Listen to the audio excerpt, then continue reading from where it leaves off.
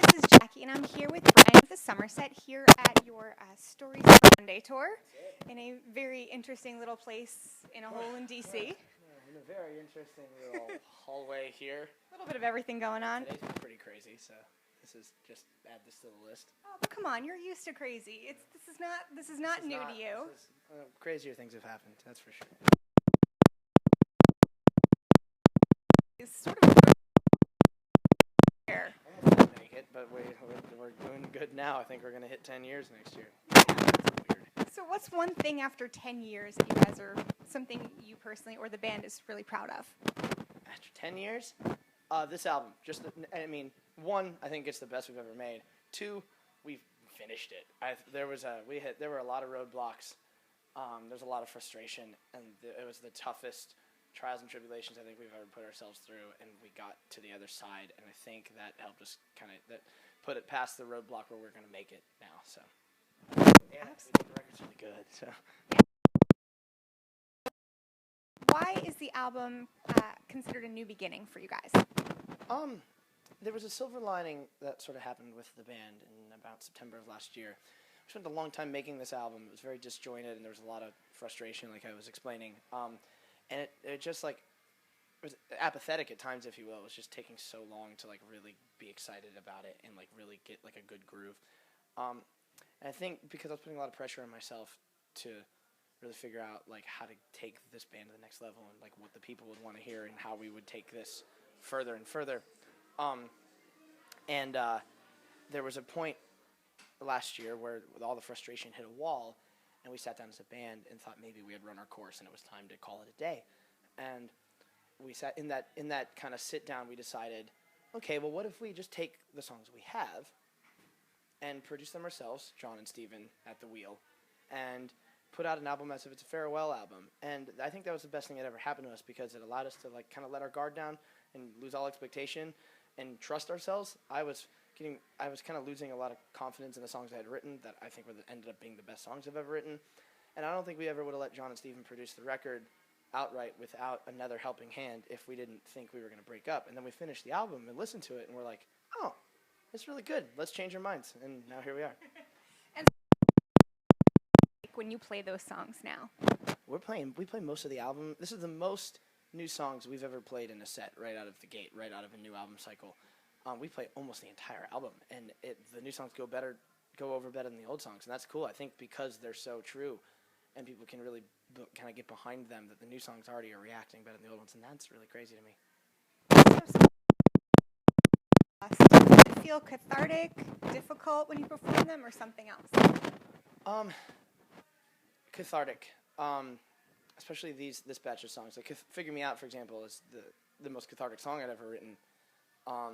And playing it every night kind of lets me relive that moment. That's really awesome. Some moments you relive are sad, but I think there's something really wonderful because to me, as soon as you put a song out, it's not yours anymore. You've let it go, and it's somebody else, it's whoever's listening to it for the first time. And when we play those things live, I think you're also codependent on the people and the audience's reaction and what they're going through when they're hearing you play the song. So it's not really just about me anymore. So many songs that are so personal and so dear to you. How do you still make sure that your messages are broad enough for your fans to kind of get behind and feel for? I guess in some weird reverse juxtaposition where I'm finding that the songs that are the most honest and the most vulnerable are the ones that people are connecting to on the broadest spectrum. For some reason, I never realized. I think I spent so much of Legendary is an album I'm very proud of, but I think the lyrical content was very, very broad. And I think, and I mostly because I thought, oh, well, this is what people want to hear. This is the broad spectrum of this. I realized if I got further into the surface and actually really just sing about what I'm going through, people are going to find their own little things in that. I think I equate it to, I'm a big Counting Crows fan, in the sense that Adam Duritz is probably the most unbelievably honest lyricist I've really ever kind of followed along. And sometimes it's so personal, and you kind of wonder, okay, where is the other side to this? Where's the spectrum? And I think there's in Counting Crow songs, there's a piece of Maria. I think everyone can find their own Maria, if that makes sense. And I think that's what it's all about.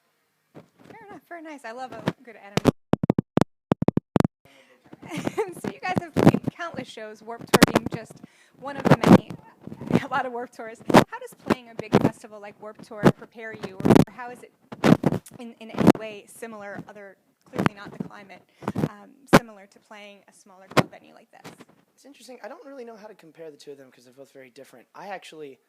It's Warped Tour is interesting for me. I love the outdoors and I love playing for tons of people.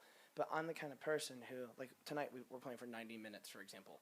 That is like three times as long as we play on Warped Tour. And I need that. I need to get all of that out. So Warped Tour is interesting because we'll play a 30-minute set and we'll go like as hard as we can. I'll come off stage and still be like have all this pent up kind of kinetic energy, I guess. And but there's nothing also like Warped Tour in the sense of its camaraderie, which is also really interesting. So there's things I love about both that are very different. But I like playing for 90 minutes. I wish I could play even longer than that. So I just need to get it out. Place for fans to, one, get new music and also learn about any charities that you guys have worked with in the past or would like to work with in the future. We've had the privilege of spending most of our touring history touring with the nonprofit called To Write Love in Our Arms. To Write Love has been really important to us, and we've gotten to tour with them for the better part of 6 years. I just love what they do and how they bring a hope to a lot of people who are going through depression and self-harm and loneliness, and I think they bring a lot of positive light to the world that I think is really important. They're some of our closest friends. They've helped us out in times when we didn't even realize. Very great organization. So what's up next for you guys after this tour? We're playing the last 10 shows of Warped this summer, and then we're working on fall touring plans as we speak, but nothing really quite on the books yet. But the record's out, and we actually love playing it, so we're going to keep doing it.